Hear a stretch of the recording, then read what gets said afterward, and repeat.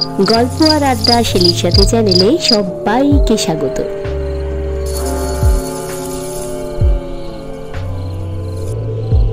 আজকের গল্প হরিনারায়ণ চট্টোপাধ্যায়ের লেখা ভুতুড়েরা।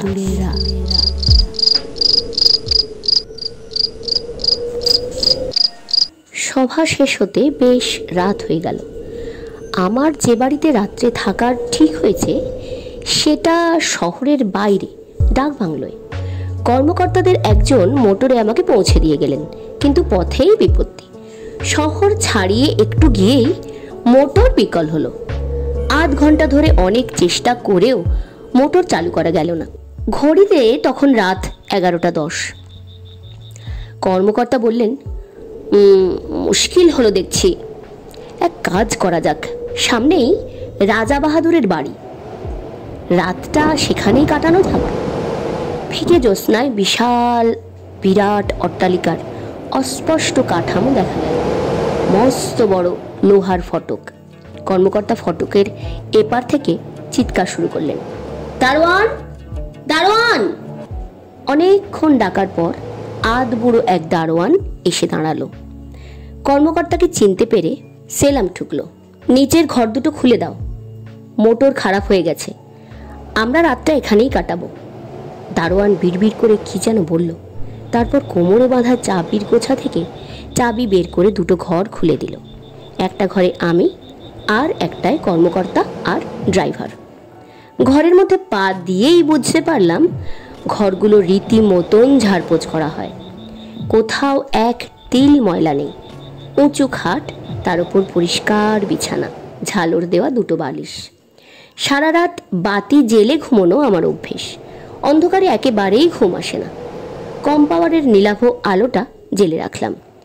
শুয়ে শুয়ে এদিক ওদিক দেখতে দেখতে চোখে পড়ে পায়ের দিকে একটা তেল রঙের ছবি। সিংহাসনের ওপর কারুকার্য করা একটা চেয়ারে একজন প্রৌঢ় বসে, অঙ্গে জমকালো পোশাক, প্রকাণ্ড মুখ, বিরাট তার গোপ, রক্তাক্ত দুটি চোখ যেন জল জল করছে।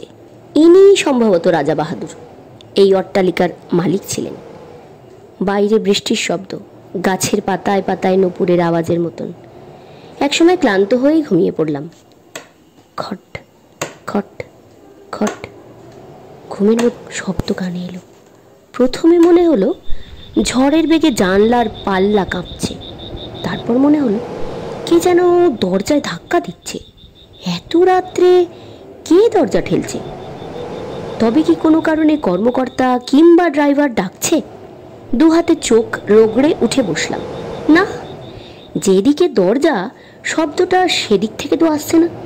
ফিরতেই সারা শরীর কেঁপে উঠল। আমি ভীতু, এমন বদনাম কেউ আমাকে দেবে না, কিন্তু চোখের সামনে এমন এক দৃশ্যকে অস্বীকারই বা করি কি করে? ছবির ঠিক নিচে রাজা বাহাদুর বসে, একই পোশাক, একই ভঙ্গি, নিশ্চল নিথর, তবু হাতের মোষের শিঙের ছড়িটা মেঝের ওপর ঠুকছেন খট খট খট।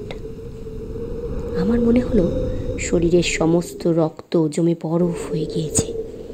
চিৎকার করার শক্তিও হারিয়ে ফেলেছি। চুপচাপ রইলাম। বাইরে ঝড়ের গতি আরো উদ্দাম। হঠাৎ এক সময় শব্দ করে দরজা খুলে গেল। হাওয়ার ঝলকের সঙ্গে লম্বা রোগা চেহারার একজন লোক ঘরের মধ্যে এসে ঢুকলো। এগিয়ে আস্তে আস্তে দেখতে পেলাম লোকটার খালি গা আর ময়লা ধুতি হাঁটুর উপর তোলা, মাথায় মোটা টিকি। এদেশের চাষাভূষো লোক বলেই মনে হয়। লোকটা রাজা বাহাদুরের সামনে গিয়ে দাঁড়াতেই ভ্রুকুটি ফুটে উঠল। কে? আমি, ঠাকুর প্রসাদ। ঠাকুর প্রসাদ? এখানে এত রাত্রে কি দরকার? আমার ছেলে শিবপ্রসাদ কই? শিবপ্রসাদ? তা আমি কি করে জানবো? হ্যাঁ, তুমি জানো, তোমার লোক তাকে ধরে নিয়ে এসেছে। আমার খাজনা বাকি ছিল, 2 সাল দিতে পারছি না, তাই তোমার লোক আমার ছেলেকে ধরে এনেছে। বলো কোথায়? মনে হলো রাজা বাহাদুর যেন একটু অস্বস্তি বোধ করলেন।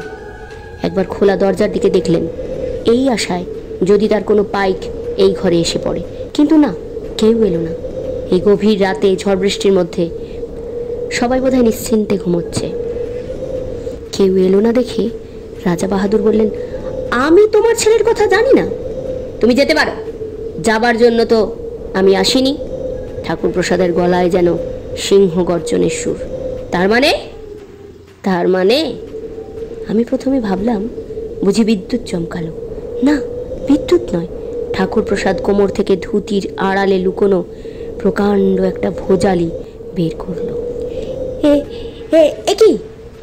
রাজা বাহাদুর আর্ত কণ্ঠে চিৎকার করে উঠলেন, শিবপ্রসাদকে আমার চাই, নইলে তোমাকে আমি প্রাণে বাঁচতে দেব না। বলো, শিবপ্রসাদ কোথায়? চোরাকুঠুরিতে। বলতে বলতে রাজা বাহাদুর উঠে দাঁড়ালেন। উঠে দাঁড়িয়েই দেয়ালে ফটোর পেছনে হাত দিয়ে কি একটা টিপলেন। সঙ্গে সঙ্গে ঘর ঘর করে শব্দ। রাজা বাহাদুর সেই দিকে আঙুল দিয়ে দেখিয়ে বললেন, ওই যে চোরাকুঠুরি, ওইখানে তোমার ছেলে আছে। ঠাকুর প্রসাদ যেভাবে নেমে গেল মনে হলো যেন সিঁড়ি আছে। একটু পরেই একটা আর্তনাদ শোনা গেল। ঠাকুর প্রসাদ উপরে উঠে এলো।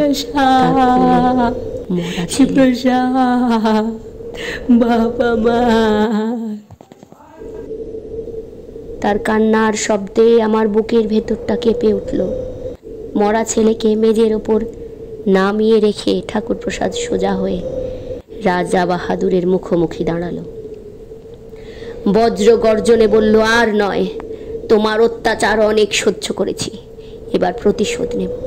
যে ভোজালিটা কোমরে গুঁজে রেখেছিল সেটা সে আবার টেনে বার করল। আমি ভয় পেয়ে গেলাম। এখনই আমার চোখের সামনে একটা খুনোখুনি হয়ে যাবে ভেবে চিৎকার করে উঠলাম। কিন্তু কি আশ্চর্য, গলা দিয়ে একটু স্বর বেরোলো না। রাজা বাহাদুর চেঁচালেন, রামলোচন, হিয়ারিলাল! ঠাকুর প্রসাদ জোরে হেসে উঠল। কেউ আসবে না, সবাই যাত্রা শুনছে। সেই খবর পেয়েই আমি এসেছি। ভগবানের নাম স্মরণ করো। তারপর কি হয়ে গেল? আমার চারিদিকে ধোঁয়ার রূপ। সেই ধোঁয়ার মধ্যে রাজা বাহাদুর আর ঠাকুর প্রসাদ হারিয়ে গেল। ঘুম যখন ভাঙল তখন সবে ভোর হচ্ছে। কাঁচের জানলা দিয়ে সূর্যের প্রথম আলো এসে বিছানার ওপর পড়েছে। বিছানা থেকে উঠেই ফটোর দিকে দেখলাম রাজা বাহাদুরের প্রকাণ্ড মূর্তি। নেমে ফটোর পিছনে হাত দিয়ে দেখলাম চোরাকুঠুরি খোলার কোনো বোতাম দেখতে পেলাম না। মেঝে দেখলাম ভালো করে, কোথাও কোনো ফাটল নেই। তাহলে সবই কি আমার মনের ভুল, কিংবা স্বপ্নে সব কিছু দেখেছি? দরজা খুলে বাইরে এলাম। গেটের কাছে দারোয়ান বসে। তার কাছে গিয়ে দাঁড়াতেই সে উঠে সেলাম করলো। তাকে সোজাসুজি প্রশ্ন করলাম, আচ্ছা, এখানে চোরাকুঠুরিটা কোথায়? দারোয়ান চমকে উঠল। চোরাকুঠুরি? হ্যাঁ, যেখানে রাজা বাহাদুর প্রজাদের ধরে এনে রাখতেন। আপনাকে এসব কথা কে বললো বাবুজি? যেই বলুক, কথাটা সত্যি কি না সেটা তুমি বলো। দারোয়ান চাপা গলায় বলল, আমি কিছু জানি না বাবুজি। বাবার কাছে শুনেছি যে ঘরে আপনি শুয়েছিলেন সেখানেই চোরাকুঠুরি ছিল। মেঝেটা ফাঁক হয়ে নেমে যাবার রাস্তাও ছিল। রাজা বাহাদুর মরে যাবার পর তার ছেলে বিলেত থেকে ফিরে এসে মেঝে গেঁথে চোরাকুঠুরি বন্ধ করে দিয়েছিলেন।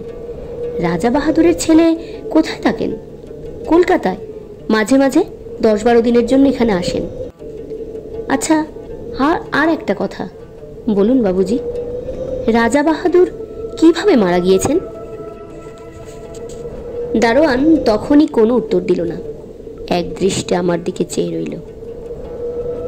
কি বলো বলো? দারোয়ান প্রায় কেঁদে ফেলল। আমি কিছু জানি না বাবুজি। আমার বাবার কাছে শুনেছি তিনি এক প্রজার হাতে খুন হয়েছিলেন, যে প্রজার নাম ঠাকুর প্রসাদ। দারোয়ান উত্তর দেবার আগেই কর্মকর্তার গলা কানে এলো, চলুন মুখ হাত ধুয়ে আমরা বেরিয়ে পড়ি। সকালে কলকাতা ফেরার একটা ট্রেন আছে। তারপর অনেক বছর কেটে গেছে, কিন্তু সেই রাত্রের সে দৃশ্যের কথা আমি ভুলতে পারিনি। এখনো মাঝে মাঝে ঘুম ভেঙে চমকে জেগে উঠি। রাজা বাহাদুরের চিৎকার কানে আসে, রামলোচন, প্যারিলাল। সঙ্গে সঙ্গে ঠাকুর প্রসাদের উৎকট হাসি, কেউ নেই, কেউ আসবে না। ঠাকুর প্রসাদের পায়ের কাছে মরা ছেলে, হাতে উদ্যত ভুজালি। সে রাতে নিছক স্বপ্ন দেখেছি, এই কথা আমার মন মানতে চায় না। অতীতের একটা ঘটনা চোখের সামনে ঘটেছিল, এই বিষয়ে আমার কোনো সন্দেহ নেই, কিন্তু কি করে এটা সম্ভব হলো আমি এখনো এর উত্তর পাই না।